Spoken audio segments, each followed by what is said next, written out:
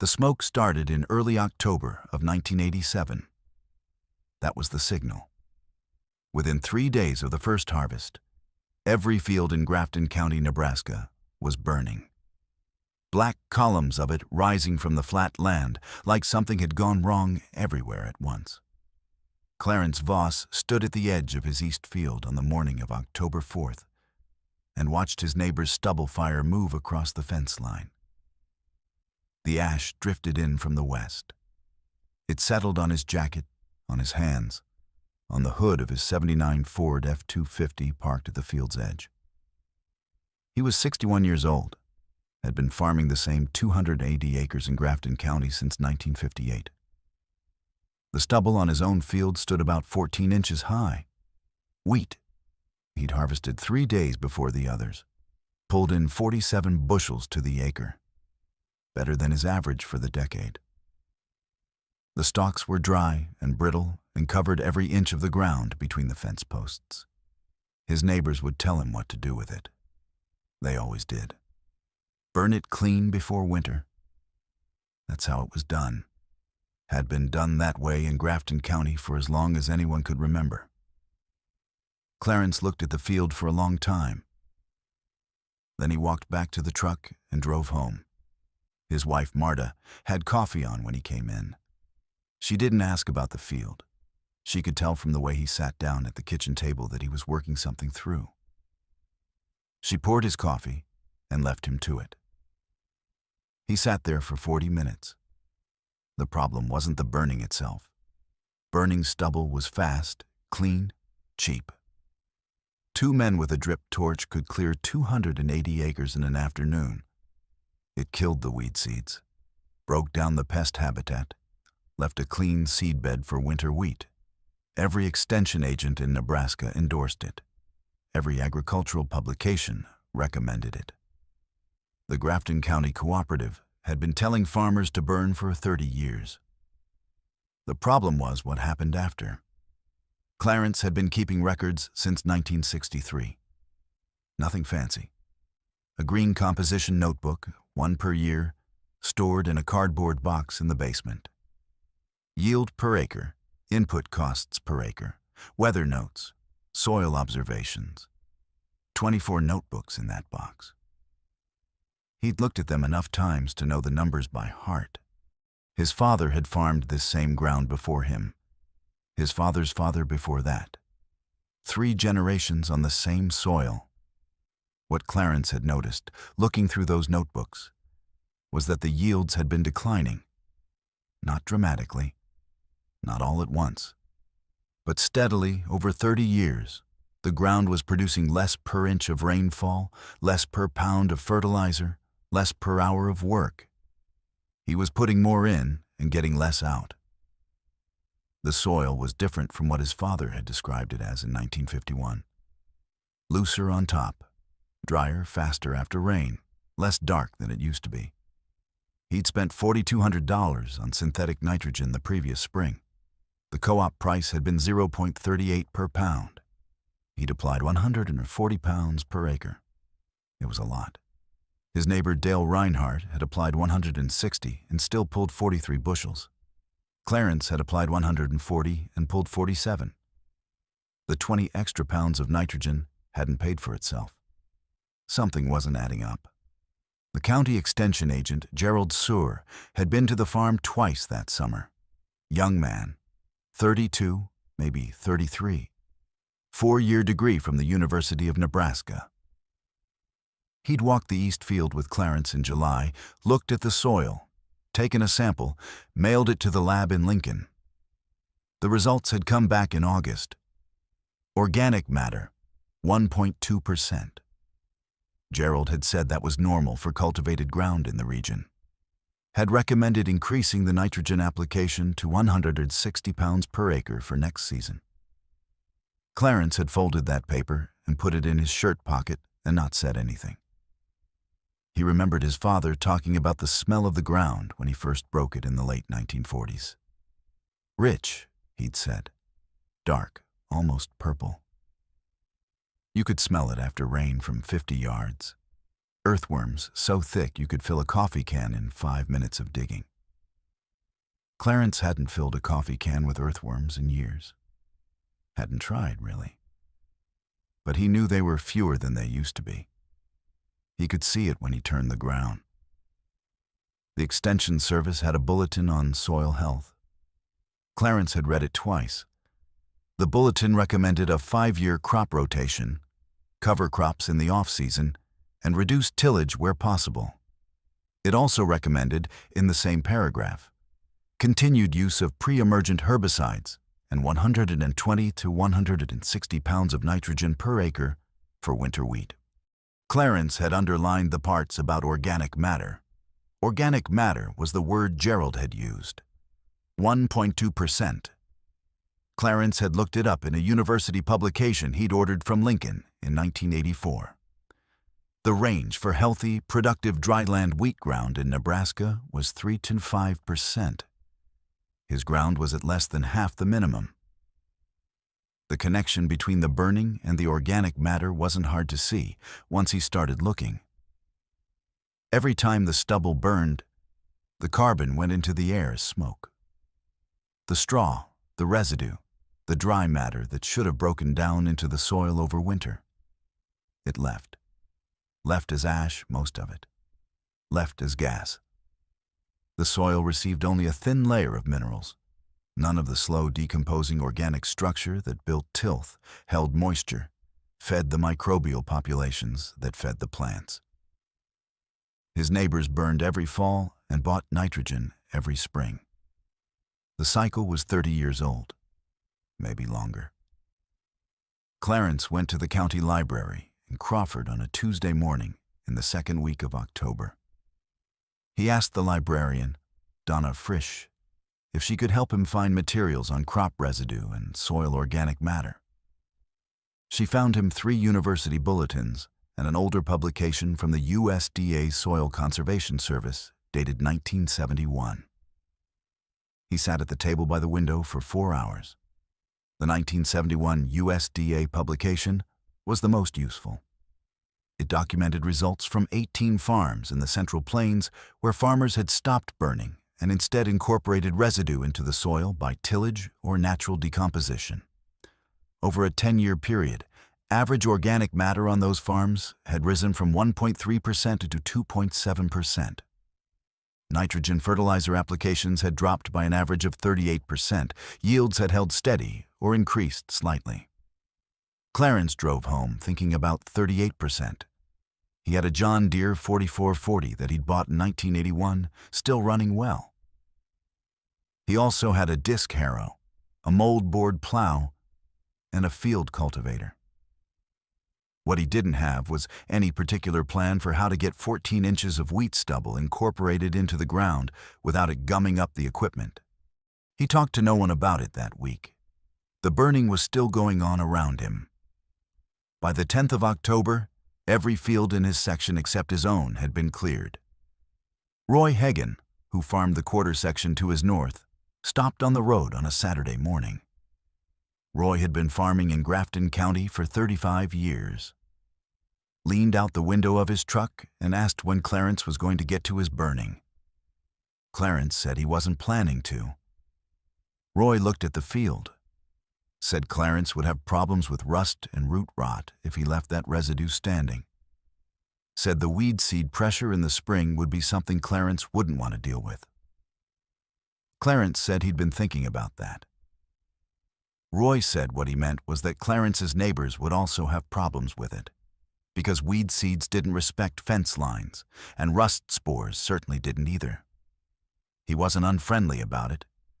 Roy Hagen was not an unfriendly man. He was passing along what any experienced farmer in Grafton County would pass along. He drove off and left Clarence standing at the edge of the field. That Monday, Gerald Suhr stopped by without calling ahead.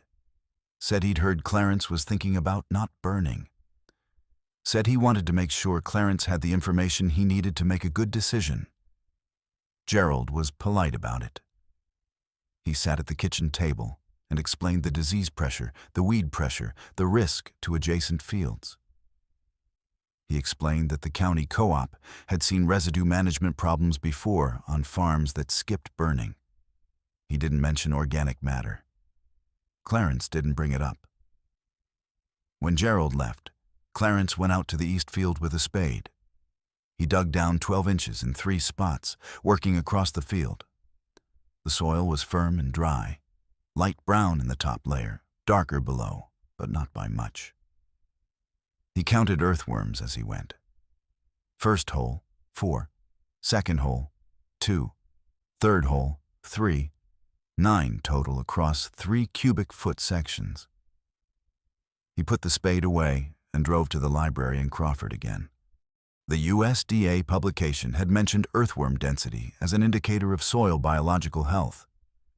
Healthy, productive soil in the Central Plains. 25 to 30 earthworms per cubic foot at 12-inch depth. Clarence had found 9 across 3 holes, an average of 3. He went home and got out his 1963 notebook. His father had written notes in it before Clarence had started keeping it. His father's handwriting, cramped and careful. In the spring of 1963, his father had noted earthworm counts from the same east field. He'd found 22 in a single hole. Clarence sat with that for a while. The harrow work started on October 18, 1987. He ran the disc harrow across the east field first, going slow, 4 miles per hour, cutting the stubble at a low angle. The discs did what discs do.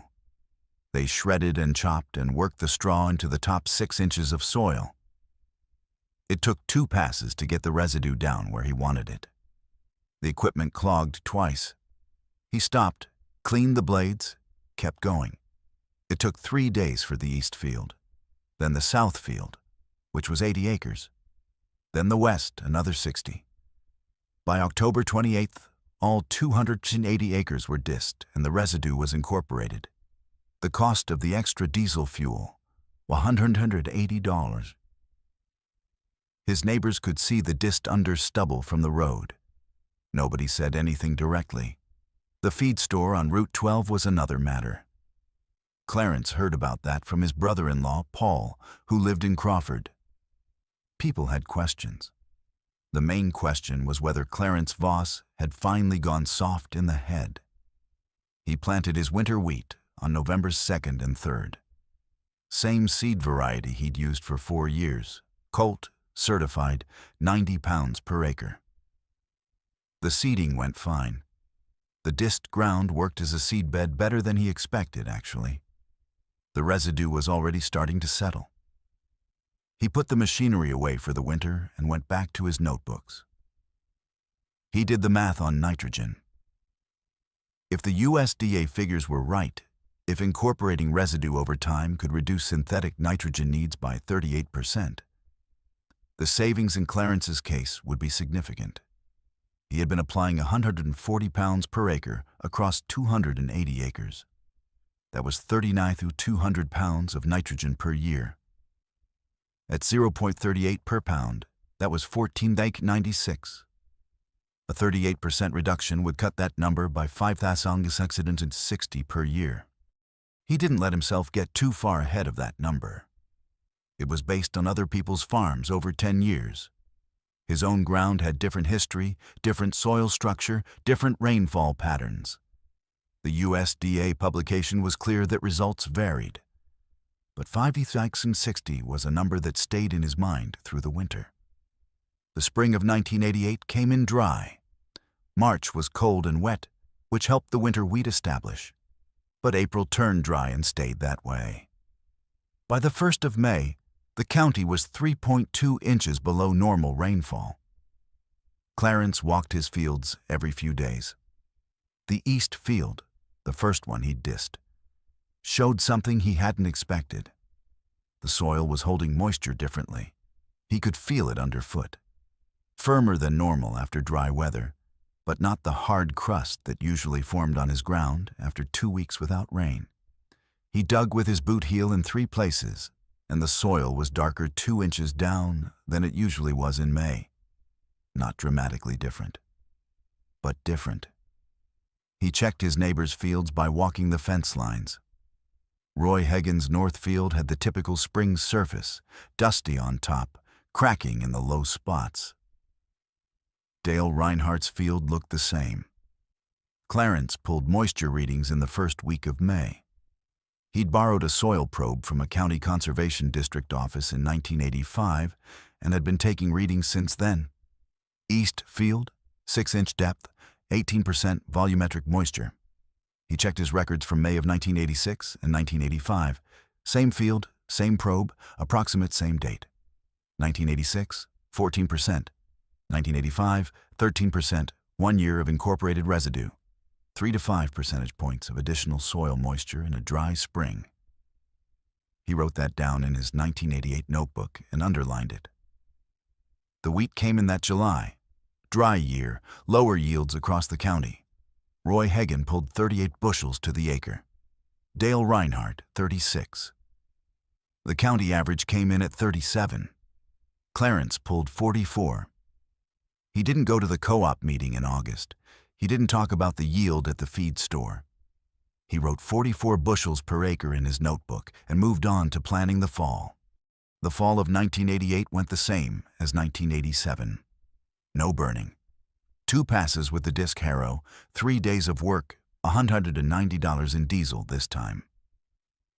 The residue went under. The winter wheat went in on October 30th. Gerald Sewer did not stop by that fall.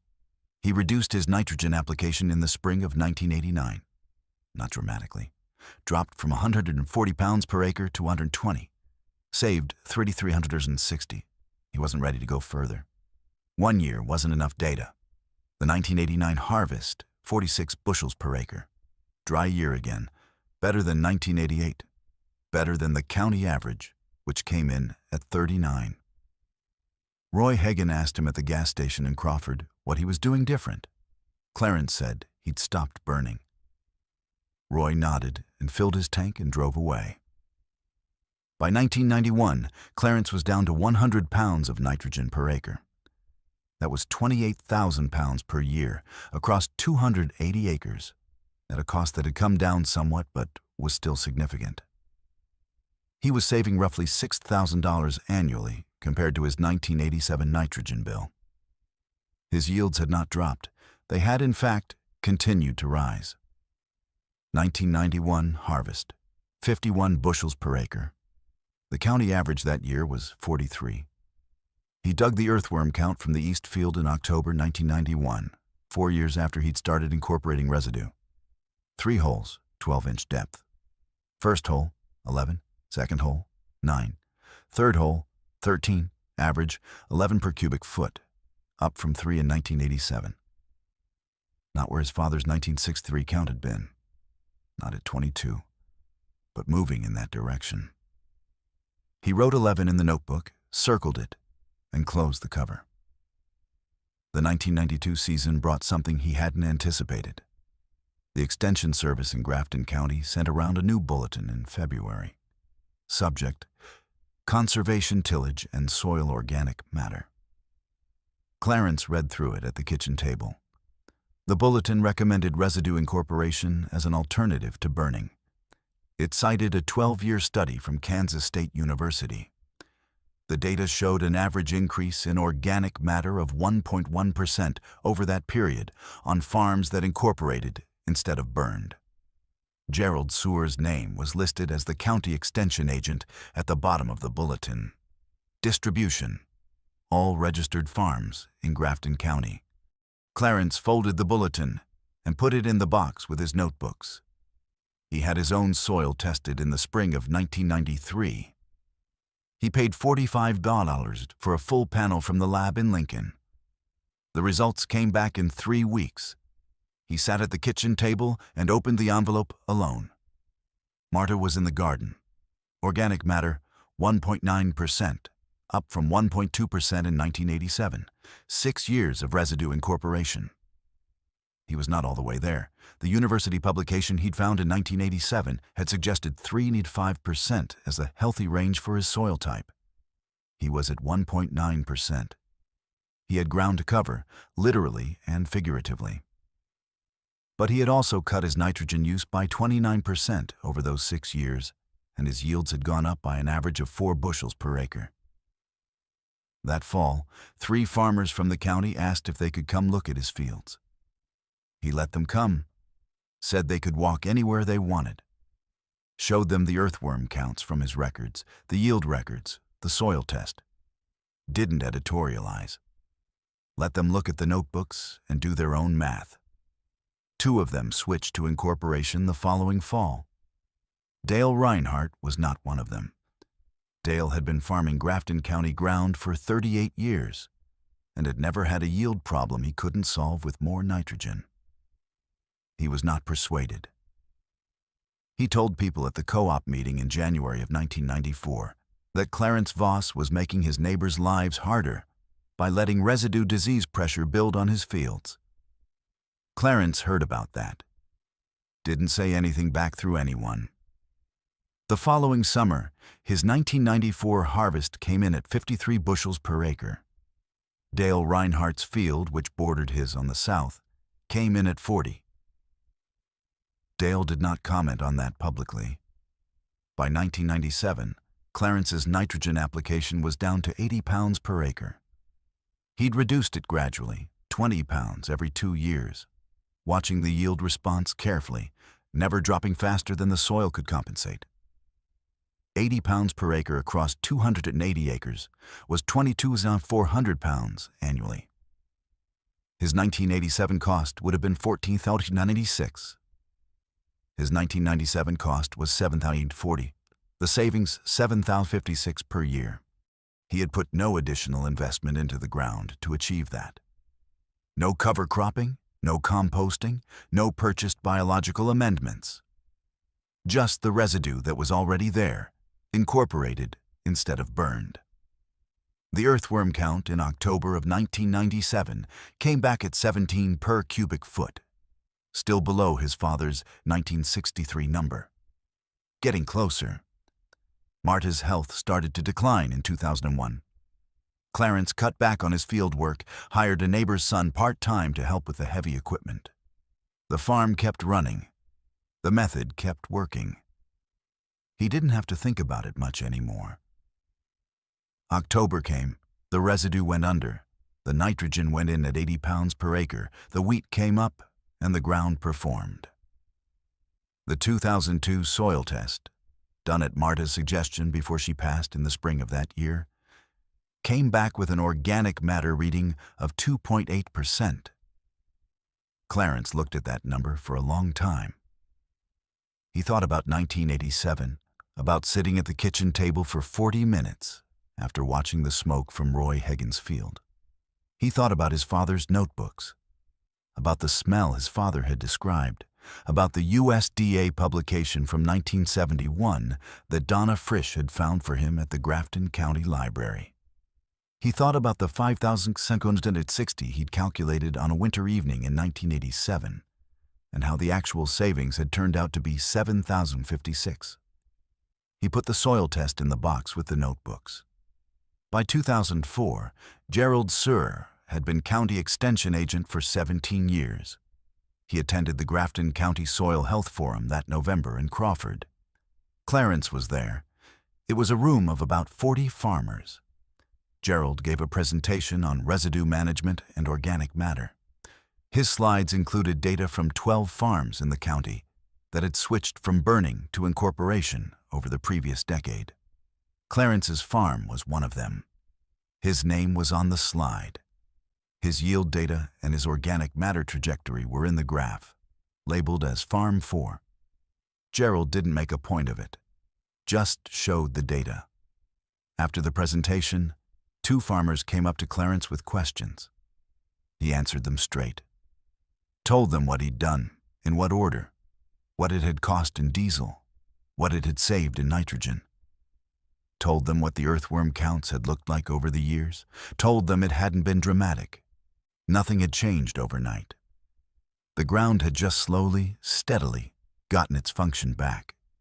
He retired in 2009 at 83. His son David took over the farm. David had grown up watching the method and understood it as simply how things were done. He never burned. He disc harrowed every fall. He applied 80 pounds of nitrogen per acre and watched the soil tests every 3 years. The 2012 soil test, the first David ordered on his own, came back at 3.1% organic matter. The healthy range the university publication had described in 1983, 3.5%. Clarence heard about the test result from David over the phone. He was living in Crawford by then, in a small house on the east side of town. He said that was good news. He meant it. He drove out to the farm once in October of 2014, on a morning when the fields were pale gold with cut stalks. David had the disc harrow running on the east field. Clarence pulled over on the county road and watched through the window of his car. The machine moved across the field at 4 miles per hour, turning the residue under, the same way Clarence had done it the first time in October of 1987. The smoke on the neighboring farms was already starting. Black columns to the west. October doing what it always did in Grafton County. Clarence's field had no smoke. Just the disc harrow moving and the pale stubble folding under and the dark earth turning up behind it. He sat there for a few minutes, then drove back into Crawford. The method was 27 years old by then. It had never required more than what was already there. The residue from the harvest, the time to work it under, the patience to let the ground recover at the ground's own pace. The nitrogen bill in 2014, $7,900 for the season. What it would have been at 1987 in rates and applications, just over $15,000. The Eastfield earthworm count that fall, 21 per cubic foot. His father had counted 22 in 1963, 51 years earlier, nearly back. The stubble still burns in Grafton County in October. Not as much as it used to. A few farms have switched. The ones that haven't can see the difference from the road in a dry spring, if they look for it. The disc harrow is still in David Voss's equipment shed, the same field cultivator Clarence bought in 1984. It runs every October. The notebooks are in the box in the basement. 25 of them now, David's handwriting in the newer ones. The numbers are in there for anyone who wants to look. What the ground cost to run, what it gave back, what it needed to give more. It needed the residue, that's all. The residue that was already there, still plowed under, still working.